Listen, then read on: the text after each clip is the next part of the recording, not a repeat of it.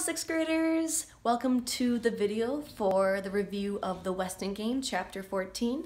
Shortly, we're going to be talking about everything that happened in this kind of long chapter, but I'm just going to break down all the important information I want you guys to take away from. So, here we go.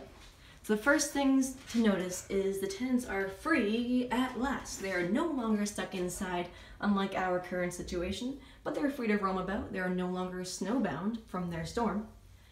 So at the very beginning, Angela is looking under all the cars because Sidel says there's going to be some clues, but she finds nothing. So the A-team here goes to a broker's, that's Turtle and Flora. They check out their stocks. But Flora is completely clueless about the whole thing, so Turtle has to describe everything to her. Remember, Turtle is a middle schooler, having to explain stocks to a grown woman. But they lost over $1,000 on their clue SEA. But Turtle doesn't say anything about the money. So back at Sunset Towers, J.J. Ford gets to know her partner Sandy, and she learns that he got hurt from boxing, and she actually gets to know about his family too.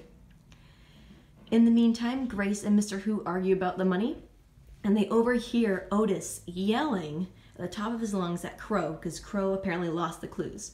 And then Otis starts yelling boom, boom, boom every time he sees someone, which isn't suspicious at all. Also, Dr. Deer pays a visit to Chris Theodorakis. Remember, Chris is described as invalid. He's the one in the wheelchair. He's Theo's brother. But Dr. Deer tries to take advantage of Chris and wants Chris to give him the money. But Chris doesn't do so. Meanwhile, poor little Angela, she's waiting for a Denton because she doesn't know how to drive. So she is reliant on Denton to drive her to all her places. So that brings us to our last destination, is the hospital, which Angela goes to with Denton. So apparently Sidel has this disease that's going on with her, and she asks Angela to pay her a visit at the hospital.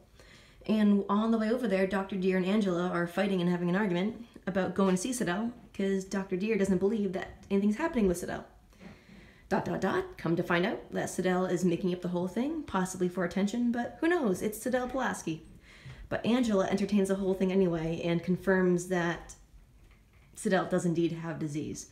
And Sidel is like, oh, yes, you're right, I do have disease.